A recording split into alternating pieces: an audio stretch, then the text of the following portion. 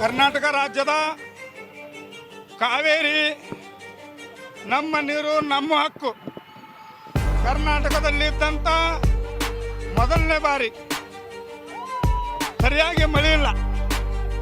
ಕರ್ನಾಟಕ ಒಳಗಡೆ ಯಾವುದು ಉತ್ತರ ಕರ್ನಾಟಕದ ಭಾಗ ಆಗಿರ್ಬೋದು, ದಕ್ಷಿಣ ಕರ್ನಾಟಕದ ಭಾಗ ಆಗಿರ್ಬೋದು, ಅಲ್ಲೇ ಸರಿಯಾಗಿ ಎಲ್ಲೂ ಮಳೆ ಬರ್ತಾ ಇಲ್ಲ.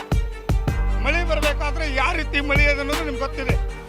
ಈಗ ಮಳೆ ಇಲ್ಲಿದ್ದ ಟೈಮ್ದಲ್ಲಿ ಕಾವೇರಿ ನದಿ ಆಗಿರ್ಬೋದು, ಕೃಷ್ಣಾ ನದಿ ಆಗಿರ್ಬೋದು, ಮಹದಾಯಿ ನದಿ ಆಗಿರ್ಬೋದು, ಇವೆಲ್ಲ ಬೇರೆ ರಾಜ್ಯಕ್ಕೆ ಬಿಟ್ಟರೆ ನಮ್ಮ ರಾಜ್ಯ ಒಳಗಡೆ ಕರ್ನಾಟಕ ರಾಜ್ಯಕ್ಕೆ ಅನ್ಯಾಯ ಆಗುತ್ತೆ. ಕರ್ನಾಟಕ ರಾಜ್ಯದ ಜನ ಕೋಟ್ಯಾಂತರ ಜನ ಇದೆ ಅಲ್ಲಿ, ಕನ್ನಡಿಗರು.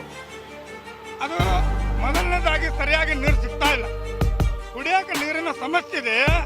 ಆ ಕುಡಿಯೋ ನೀರನ್ನು ಬೇರೆ ರಾಜ್ಯಕ್ಕೆ ಬಿಡ್ತಾರಂದ್ರೆ ನಮ್ಮ ಕರ್ನಾಟಕ ಮುಖ್ಯಮಂತ್ರಿಗೆ ಮೊದಲನೇದಾಗಿ ನಾಚಿಕೆ ಬರಬೇಕು.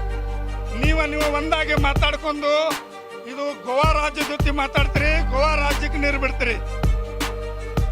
ತಮಿಳ್ನಾಡು ರಾಜ್ಯದ ಜೊತೆ ಮಾತಾಡ್ತೀರಿ, ತಮಿಳ್ನಾಡಿಗೆ ನೀರು ಬಿಡ್ತೀರಿ. ಮಹಾರಾಷ್ಟ್ರ ರಾಜ್ಯದ ಜೊತೆ ಮಾತಾಡ್ತೀರಿ, ಮಹಾರಾಷ್ಟ್ರಗೆ ನೀರು ಬಿಡ್ತೀರಿ.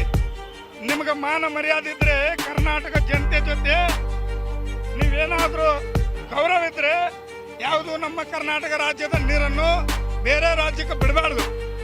ನೀವು ಯಾಕೆ ಈ ರೀತಿ ಮಾಡ್ತೀರಿ? ಏನು ಮೊನ್ನೆ ಡಿ.ಕೆ. ಶಿವಕುಮಾರ್ ಅವರು ಹೇಳೋರು, ನಾನು ಎಲ್ಲ ಚರ್ಚೆ ಮಾಡ್ತೇನೆ, ನಾನು ಎಲ್ಲ ಮಾತಾಡ್ತೇನೆ. ಮಾತಾಡ್ಬೇಕಾದ್ರೆ ನೀವು ಮಾತಾಡೋದಕ್ಕೆ ಹೇಳಲ್ಲ ನೋಡಿದ್ರೆ ನೀರು ಬಿಟ್ಬಿಟ್ರ್ಯಾ?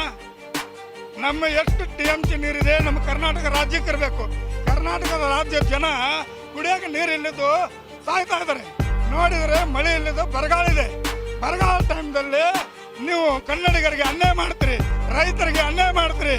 ನಿಮ್ಗೆ ಮಾನ ಮರ್ಯಾದೆ ಇದ್ರೆ ಕೂಡ ಕರ್ನಾಟಕ ರಾಜ್ಯಕ್ಕೆ ನೀವು ಮುಖ್ಯಮಂತ್ರಿ ಆಗಿದ್ರಲ್ಲ, ಮುಂದಿನ ಮುಖ್ಯಮಂತ್ರಿ ನೀವೇನಾದರೂ ಬರಬೇಕಾದ್ರೆ ಎಲ್ಲ ಕನ್ನಡಿಗರು ರೈತರು ಕೂಡ ಪಾಠವನ್ನು ನಿಮಗೆ ಕಲಿಸ್ಬೇಕಾಗ್ತದೆ ಅಂತ ಕರ್ನಾಟಕ ರಕ್ಷಣಾ ವೇದಿಕೆ ಶಿವರಾಮೇಗೌಡ ಬಂಧದಿಂದ ಎಚ್ಚರಿಕೆಯನ್ನು ಕೊಡ್ತಾ ಇದ್ದೇನೆ.